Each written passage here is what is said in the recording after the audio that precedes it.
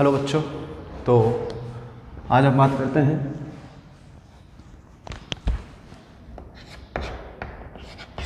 Lecture number 72, ठीक है। तो ध्यान दीजिए, हमारा जो लेक्चर नंबर 71 हुआ था, ढंग से देखना, आराम से हम स्लोली बात करते हैं। हमारा जो लेक्चर नंबर 71 हुआ था, उस लेक्चर नंबर 71 में मैंने आपको धारामापी के बारे में बताया। अरे बस समझ में, 72 नहीं, आज हम सॉरी, ये है हमारा लेक्चर नंबर 73, ठीक है। तो 72 जो लेक्चर हमारा हुआ है, उस 72 लेक्चर में मैंने आपको गैल्वेनोमीटर के बारे में बताया। किसके बारे में? गैल्वेनोमीटर। तो थोड़ा सा एक बार और रिवीजन करते हैं हम। जो गैल्वेनोमीटर है,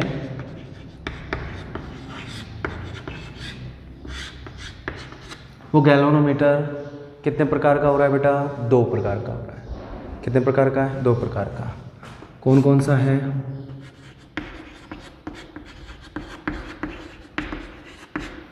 चल कुंडली धारामापी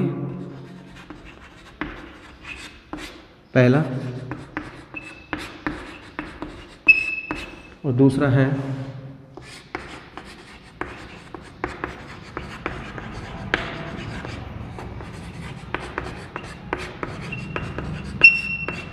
चल चुंबक धारामापी। पहला चल कुंडली धारामापी और दूसरा है चल चुंबक धारामापी, ठीक है। अब हमारे पाठ्यक्रम में, जैसा कि मैंने आपको बताया था, केवल चल कुंडली धारामापी ही है। क्या है? केवल चल कुंडली धारामापी ही है। अब चल कुंडली धारामापी भी कितने प्रकार का होता है बेटा? 2 प्रकार का होता है। पहला होता है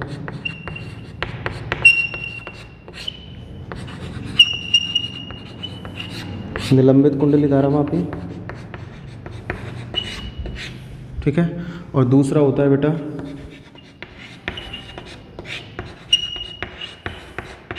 किलकित कुंडली धारामापी। ये हो गया, ठीक है। अब हमने चल कुंडली धारामापी के बारे में विस्तृत अध्ययन कर ही लिया था, चल कुंडली धारामापी के बारे में। अब चल कुंडली धारामापी से रिलेटेड हमने निलंबित कुंडली धारामापी भी पढ़ लिया था। अब हमारे पास क्या बच रहा है? किलकित कुंडली धारामापी, ठीक है। सेम प्रोसेस है। इसके साथ साथ जब हम बात करते हैं निलंबित कुंडली धारामापी और चल कुंडली धारामापी, दोनों का प्रोसेस एक ही है, लेकिन थोड़ा सा माइनर इसमें चेंज निकल कर आता है, जिसके बारे में हमने डिस्कस किया था। तो एक बार हम थोड़ा सा रिवाइज करके आगे की ओर बढ़ना स्टार्ट करते हैं, तो ध्यान दीजिएगा। थोड़ा सा हल्का सा रिवीजन करते हैं, और रिवीजन करने के बाद फिर हम आगे बढ़ते हैं। तो जैसे कि मूविंग कोइल जो गैल्वेनोमीटर है, ओके, तो निलंबित चल कुंडली धारामापी,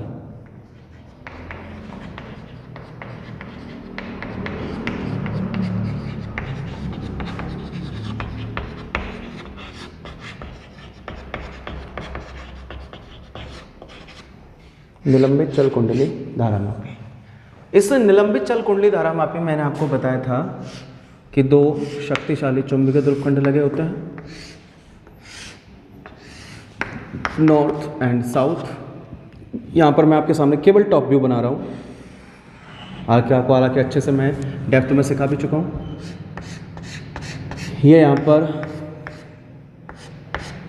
त्रिज्य चुंबकीय क्षेत्र उत्पन्न होता है,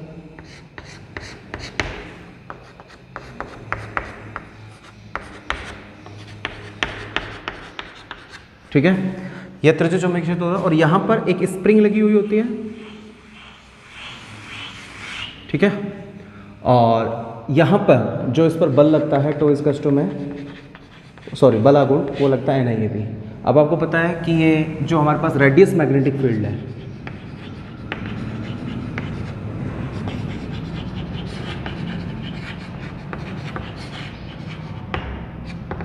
रेडियस मैग्नेटिक फील्ड, इसके कारण क्या होता है कि जो भी चुंबकीय क्षेत्र होगा उस कुंडली के तल के समानांतर होगा और क्षेत्रफल सदिश के लंबवत होगा। That means B vector is perpendicular to A vector. तो ये गारंटी मिल जाती है कि थीटा ऑलवेजली हर सिचुएशन 90 डिग्री रहेगा, तो बल आघूर्ण ही निकल कर आता है, ठीक है। इसके विक्षेपण के लिए तो NIAB, यहाँ पे फास्फोरस ब्रॉन्ज के साथ यह समतल दर्पण लगा होता है, ये मरोड़ी सीट्स, और यहाँ पे एक टर्मिनल लगा होता है, टर्मिनल T1 सेम, ये हेमोरोडिसिस, यहाँ पर एक सेकंड टर्मिनल लगा होता है। ये सिचुएशन मैं आपको बता ही चुका था बहुत ढंग से, क्लियरली अच्छे से समझा चुका था। इसमें मैंने आपको विस्थापन वाली कंडीशंस भी बता दी थी कि इस पर जो भी कोई प्रकाश किरण आएगी वो 2π कोण पर परावर्तित हो जाती है, तो सिचुएशन ये बनती है। अरे बात समझ लो, आपतित और परावर्तित 2π एंगल पे। तो यहाँ से हम इस विस्थापन का मान भी निकाल लेते हैं डी, और ये कैपिटल डी। तो हमने ये निकाला था कि भाई आई समानुपाती फाई समानुपाती डी, मेजर कंडीशन हमने ये निकाली थी पूरे के। उसके बाद जब हमने इसको पूरे को पढ़ लिया था, इसके कंस्ट्रक्शंस के साथ, इसके प्रिंसिपल के साथ, इसकी वर्किंग मेथड के साथ, आफ्टर ऑल हमने क्या निकाली थी बेटा, इसकी सेंसिटिविटी। यानी कि पिछले 2 लेक्चरों का रिवीजन हो रहा है यहाँ पे, उसके बाद मैं फिर आपको आगे पढ़ाना स्टार्ट करूँगा। क्लियर? उसके बाद हमने क्या निकाली थी, सेंसिटिविटी। सेंसिटिविटी यानी कि सुग्राहिता। सुग्राहिता मैंने आपको बहुत अच्छे से समझाई है। सुग्राहिता भी हमारे पास 2 प्रकार से निकालेंगे हम, एक तो धारा सुग्राहिता और एक बोल्टता सुग्राहिता। तो धारा सुग्राहिता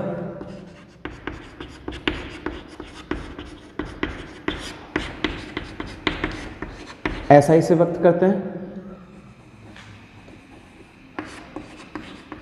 सेंसिटिविटी ऑफ करंट।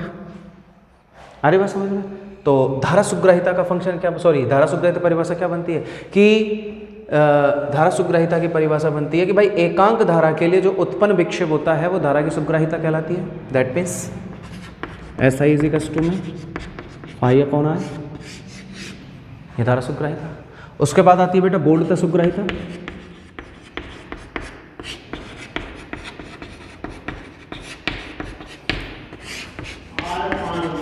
SB यानी कि सेंसिटिविटी ऑफ वोल्टेज, तो वो फंक्शन निकल कर आता है SB इज इक्वल टू में फाई अपॉन बी, यानी कि एकांक विभव के लिए उत्पन्न विक्षेप क्या कहलाता है बेटा, बोल्टता सुग्राहिता।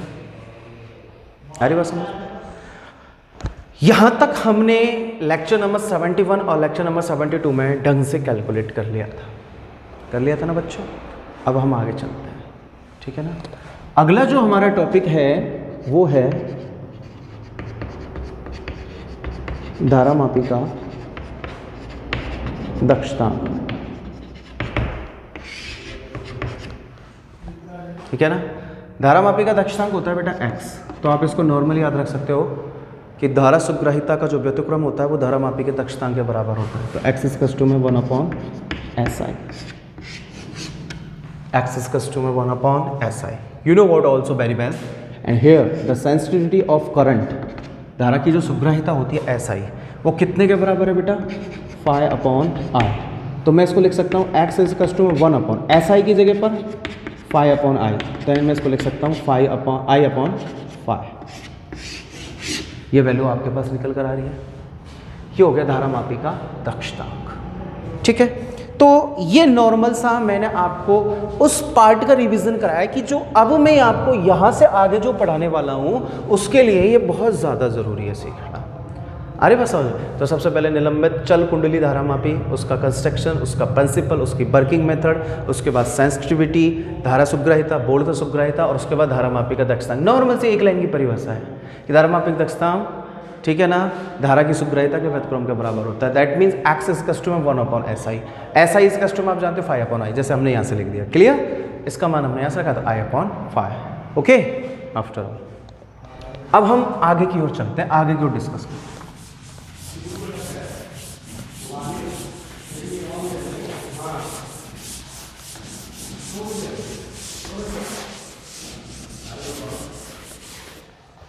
अब आज का जो अगला टॉपिक है वो है बेटा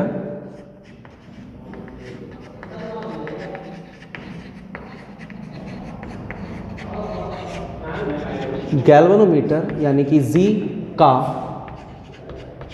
आमीटर यानी कि A में रूपांतरण।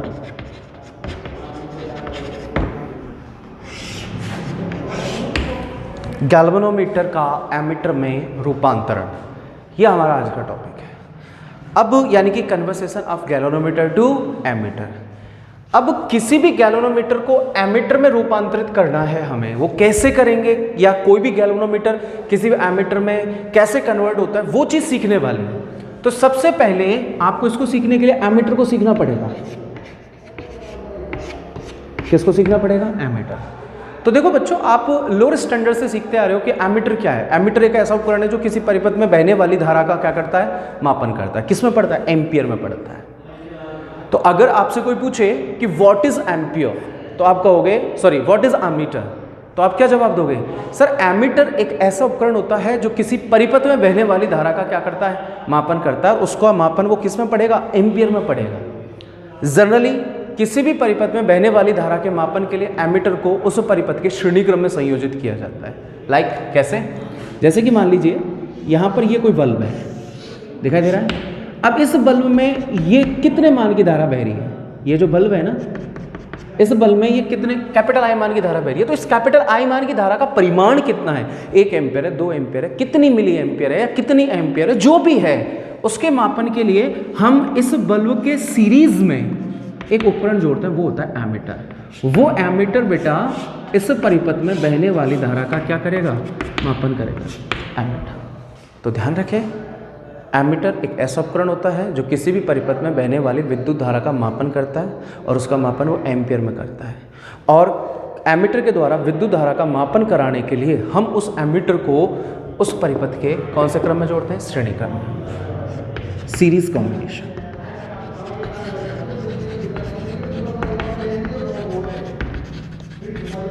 श्रेणी क्रम में जोड़ते हैं। क्लियर? अब ये तो हो गया बेटा एमीटर, ठीक है। अब हम बात करते हैं कि कोई भी जो गैल्वेनोमीटर है वो एमीटर में रूपांतरित कैसे होगा। यानी इसका मतलब क्या हो रहा है कि गैल्वेनोमीटर को मैं एमीटर में बदल रहा हूं। कहने का तात्पर्य है कि अब मैं धारा का जो मापन करने वाला हूं वो किसकी सहायता से करूंगा? गैल्वेनोमीटर की सहायता से। है थोड़ा सा सुनने में अजीब लग रहा है ना, लेकिन होता है कि अब हम धारा का मापन गैल्वेनोमीटर की सहायता से करेंगे। उसको किस में कन्वर्ट करके? एमीटर के रूप में कन्वर्ट करके। जनरली मैं आपको एक बात बता देता हूं कि कोई भी गैल्वेनोमीटर धारा का मापन कर तो देता है, लेकिन इसकी परास क्या होती है? बहुत कम होती है। अगर आप धारा ज़्यादा जाएगी तो इसका जो संकेतक होता है ना, जो घूमता है, वो क्या हो जाता है बेटा? टूट जाता है। इसकी कुंडली का जलने का डर रहता है। तो गैल्वेनोमीटर धारा का मापन तो करा रहा है, लेकिन बड़ी प्रॉब्लम्स आ रही हैं। और वो प्रॉब्लम्स क्या आ रही हैं उनको भी मैं आपको बताऊंगा। तो उन प्रॉब्लम्स को दूर करके किसी भी गैल्वेनोमीटर से धारा को कैसे मापेंगे, that's the bloody major question. ये आ रहा है हमारे पास, तो ध्यान दीजिए। गैल्वेनोमीटर को एमीटर में रूपांतरित करने से पहले आपको मैं एक छोटी सी चीज बता देता हूं। जैसे कि मैंने आपको प्रीवियस लेक्चर्स में भी एक चीज समझाई है, और वो क्या होती है कि बेटा देखिए, कोई भी जो गैल्वेनोमीटर है उसका पैमाना कुछ ऐसे होता है। जैसे कि मैंने आपको चल कुंडली धारा मापी में सिखाया था। ये उसका संकेतक होता है, ये 0, 1, 2, 3, 1, 2, 3 स्टेप से इसका पैमाना होता है बेटा।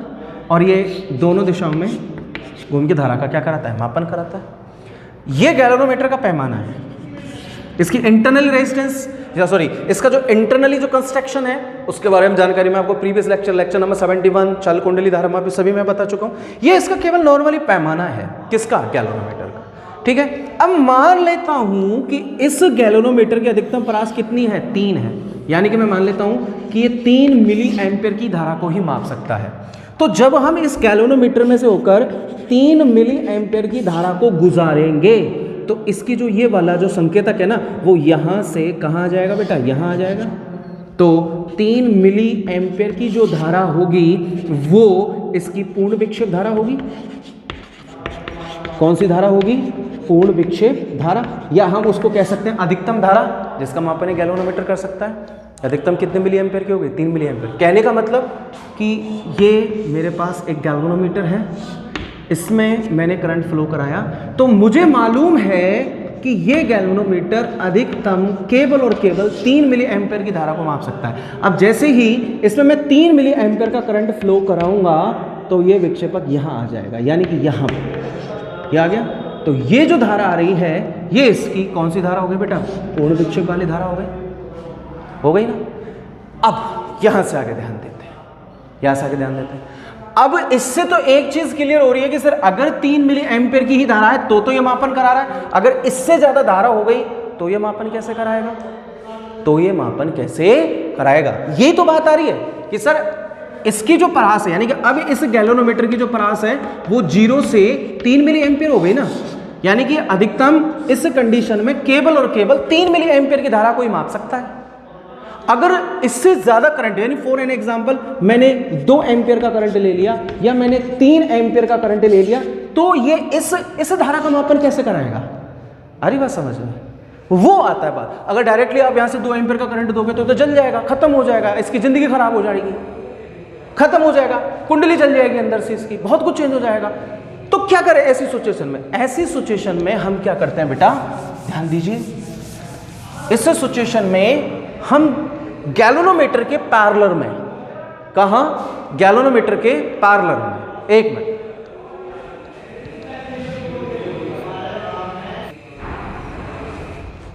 हाँ बेटा, तो जैसा कि मैं भी आपको बता रहा था, क्या बता रहा था मैं आपको कि कोई भी एक गैल्वेनोमीटर है, उस गैल्वेनोमीटर की परास 3 मिली एम्पियर मान लीजिए, 6 मिली एम्पियर मान लीजिए, 7 मान लीजिए, 9 मान लीजिए, तो उसकी करंट को मापने की एक डेफिनेटली परास हुई कि नहीं हुई, हो गई ना।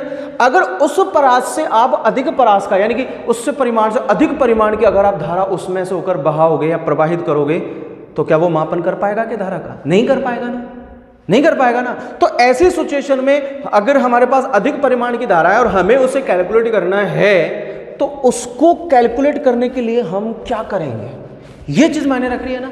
तो ध्यान दीजिए, इस सिचुएशन में आप एक चीज ध्यान रखिए, जैसे कि ये गैल्वेनोमीटर है, ठीक है, इस गैल्वेनोमीटर में फॉर एन एग्जांपल आपने 3 एम्पियर का करंट फ्लो कराया, कितने एम्पियर का, 3 का, थोड़ा सा बड़ा बना देते हैं इसको,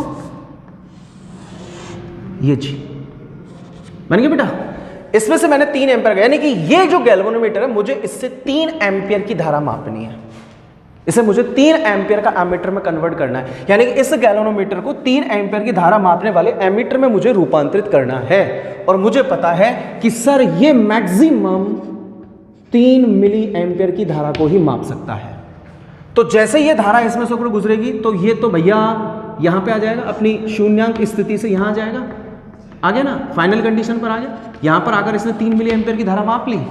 अब बची कितनी धारा, अब आप जानते हैं कि 1 एम्पियर में 1000 मिली एम्पियर होते हैं, 1 एम्पियर में 1000 मिली एम्पियर होते हैं। तो बेटा 3 एम्पियर में 3000 मिली एम्पियर होंगे कि नहीं होंगे, होंगे ना। अब 3000 में से 3 मिली एम्पियर तो इसने माप ली, बाकी की कितनी बच रही है बेटा, 2997 मिली एम्पियर धारा बच रही है कि नहीं बच रही है। ये कहां जाएगी, अगर ये टोटल करंट डायरेक्टली इस गैल्वेनोमीटर पर अटैक करेगा तो इसकी तो कुंडली जल जाएगी, समाप्त हो जाएगा, ये तो हो जाएगा ना। तो ऐसी सिचुएशन में हम क्या करें, अब हमने देखा कि सर हमने एक गैल्वेनोमीटर लिया जिसकी परास मैक्सिममली 0 से 3 मिली एम्पियर की है और हमको इससे 3 एम्पियर का करंट मापना है। तो हम क्या करेंगे, 3 एम्पियर की धारा इसको देंगे, दे रहे हैं हम इसको 3 एम्पियर की धारा। अब 3 एम्पियर की धारा ने हम विद्युत धारा जैसे हमने इसको दी, तो हमने देखा कि ये गैल्वेनोमीटर 3 मिली एम्पियर की धारा को माप लिया। आप विक्षेपक देख सकते हैं, संकेतक देख सकते हैं, अपने अधिकतम पर आ गया, पूर्ण विक्षेप की स्थिति पर आ गया।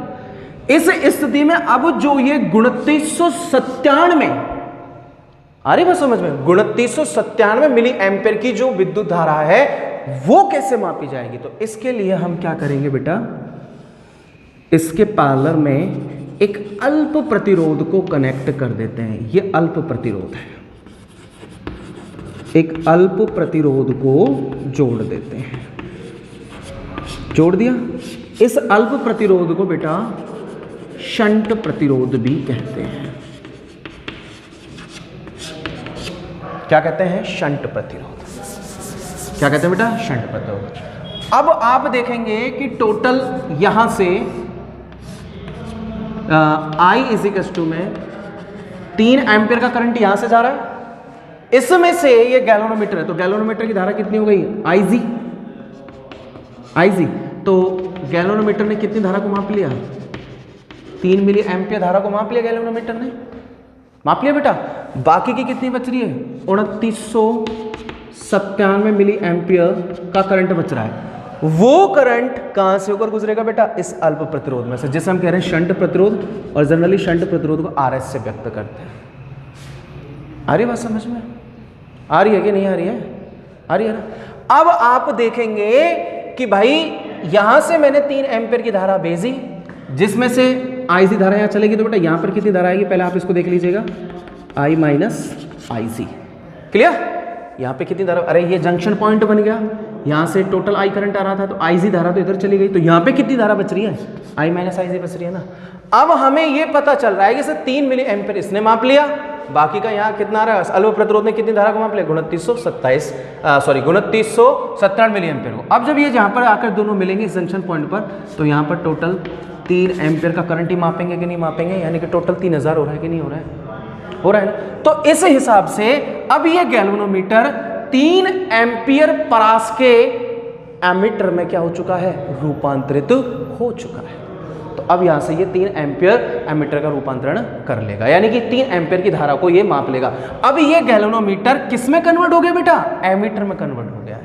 अगर आपसे कोई कहे कि भाई इसे आप 1.5 एम्पीयर के करंट में बदलिए है, तो बेटा 1.5 एम्पीयर करंट बदलोगे ना, तो यहां पर विक्षेपण है 0 और 3 के बीच में आएगा, तो यहां पर जो धारा बनेगी ना वो बन जाएगी 1.5 एम्पीयर की। अरे बात समझ में? सेम वही प्रोसेस अप्लाई होगा। क्लियर? इस हिसाब से हम एक गैल्वेनोमीटर को किस में कन्वर्ट कर लेते हैं बेटा? एमीटर में रूपांतरित कर लेते हैं। आ रही बात समझ में? अब इसकी थोड़ी सी कैलकुलेशन है, उस कैलकुलेशन को आप देख लीजिएगा। वो कैलकुलेशन आप कैसे करोगे? तो आप देखेंगे यहां से आगे कि ये मैंने सिरा मान लिया P और ये मैंने सिरा मान लिया Q। तो देखो बेटा, इसको मैं थोड़ा सा तोड़ के बनाऊं तो ऐसे बनेगा ना ये।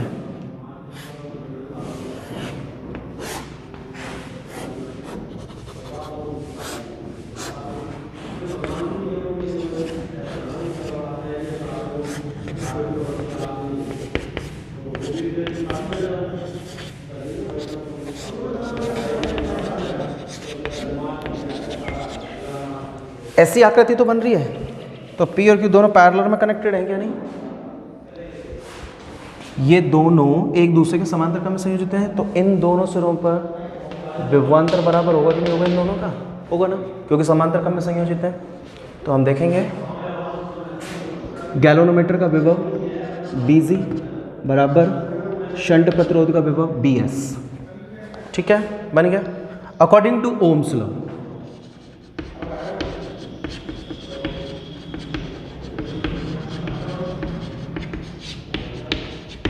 ओम के नियम से, ओम का नियम अगर आप अप्लाई करोगे, ओम का नियम क्या कहता है? B बराबर IR। तो अब मैं ओम के नियम से सबसे पहले गैल्वेनोमीटर के लिए विभव ज्ञात करूंगा। तो मैं मान लेता हूं गैल्वेनोमीटर का प्रतिरोध कितना है? RG। आप यहां पे भी शो कर सकते हैं RG। बन गया ना? RG बन गया। तो बेटा गैल्वेनोमीटर का potential BG, current IG and resistance कितना बन गया बेटा? RG। BG का मान आ गया। अब आपको निकालना है शंट प्रतिरोध के सिरों पर उत्पन्न विभव।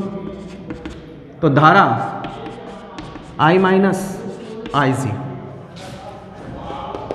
शंट पर तो RS में जो करंट बह रहा है I minus IC into resistance कितना हो जाएगा? RS। दोनों एक दूसरे के बराबर है, तो BG की जगह पर आप कितना रखोगे? IC RC बराबर में यहाँ पे आप रखोगे I minus IC into RS। ये मान आ गया कि नहीं आ गया? आ गया। अब यहां से आप किसी का भी मान ज्ञात कर सकते हो। देखो IG का मान ज्ञात कर सकते हो, RG का कर सकते हो बेटा, RS का कर सकते हो, आप चाहें जिसका मान ज्ञात कर सकते हैं। जैसे कि हम सबसे पहले उस शंट प्रतिरोध का मान ज्ञात करेंगे जिसको गैल्वेनोमीटर के समांतर क्रम में जोड़ देने पर ये गैल्वेनोमीटर एमीटर में रूपांतरित हो गया था। वही तो जोड़ना है हमें। तो जरा ध्यान दीजिए, जैसे ये फंक्शन है तो यहाँ से RS का मान निकालेंगे। तो RS इजिकल्स टू में IG RG बटे में I माइनस IC। बन गया बेटा RS। क्लियर? यहाँ से आप IG का मान निकाल सकते हैं। तो देखिए इस फंक्शन को आप उठा के लाइए यहाँ से, तो देखिए आई जी आर जी बराबर में I minus I S into R S. तो यहाँ से आप आई जी का मान निकालोगे, आई जी का मान निकालोगे तो I minus I S into R S बटे में क्या लग जाएगा आर जी। ठीक है, आप यहाँ से आर जी का मान भी निकाल सकते हैं। तो आर जी इजिकल्स टू में I minus I S into R S बटे में आई जी। तो इस हिसाब से आपका गैल्वेनोमीटर एमीटर में रूपांतरित हो जाता है। तो देखो बेटा, इसमें ऐसा कुछ खास है नहीं जितना आप उसको समझ रहे हो। मैंने इसको बहुत ही नॉर्मल करने की कोशिश की है। जनरली आपको एक चीज़ ध्यान रखना है कि भाई कोई भी गैल्वेनोमीटर उसको एमीटर में हम बदल रहे हैं, क्यों बदल रहे हैं, कारण क्या है।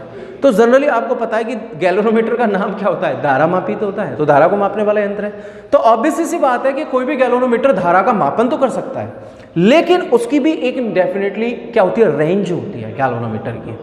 अगर उसकी रेंज से बाहर का करंट है तो वो उस धारा को माप ही नहीं पाएगा, उसकी कुंडली जल जाएगी मैक्सिमम करंट के कारण। तो किसी भी गैल्वेनोमीटर के कारण उसकी परास से अधिक मान की धारा को कैलकुलेट करने के लिए, जैसे कि मान लीजिए मैंने आपको उदाहरण देकर समझाया था कि एक गैल्वेनोमीटर लिया था जिसकी परास मैक्सिमम 3 मिली एम्पियर थी। ठीक है, इससे मुझे 3 एम्पियर की धारा मापनी थी ना। तो मैंने इस 3 मिली एम्पियर परास वाले गैल्वेनोमीटर को 3 एम्पियर के एमीटर में कन्वर्ट किया है ना। तो कैसे किया है, इस कंडीशन में हम क्या करते हैं कि इसके पैरेलल में एक अल्प प्रतिरोध वाला तार जोड़ देते हैं। अल्प प्रतिरोध वाला तार इसके पैरेलल में हमने कनेक्ट कर दिया। अब हम क्या करते हैं कि जैसे कि 3 एम्पियर की धारा यहां से आ रही है ना, इसमें से ये कितने को माप सकता है, 3 मिली एम्पियर को। तो 3 मिली एम्पियर की धारा यहाँ गई, बाकी के 2997 एम्पियर धारा यहाँ से आ गई ना। अब टोटल जब वो यहाँ पे मिलेंगे तो टोटल 3 एम्पियर का करंट बचेगा कि नहीं बचेगा। तो इससे क्या स्पष्ट हो रहा है कि ना तो ये गैल्वेनोमीटर खराब हुआ, ना इसकी कुंडली चली, और इसने टोटल करंट को क्या कर लिया, माप लिया। अब इस सिचुएशन में आप इसको गैल्वेनोमीटर नहीं कहोगे, आप इसको कहोगे कि सर ये अब एमीटर है जिसकी परास कितनी है, 3 एम्पियर। यहां से फिर हमने इसकी कैलकुलेशन कर ली कि भाई ये दोनों पॉइंटों को नाम दे दिया मैंने P और इसको मैंने नाम दे दिया Q। देखो यहाँ पे लिख रहा है ये इसके दोनों के मध्य पैरेलल में कनेक्टेड है, इसलिए इन दोनों बिंदुओं पर विभव का मान समान होगा। यहाँ से मैंने क्या ज्ञात कर लिया कि भाई उस शंट प्रतिरोध का मान ज्ञात किया है जिसके कारण ये गैल्वेनोमीटर एमीटर में कन्वर्ट हुआ है। मैंने उसके बाद गैल्वेनोमीटर की धारा का मान कैलकुलेट कर लिया, उसके बाद मैंने रेजिस्टेंस कैलकुलेट कर लिया। इस हिसाब से आप ज्ञात कर सकते हैं। एक बार स्क्रीनशॉट ले लीजिएगा इसका, आगे की चर्चा करते हैं।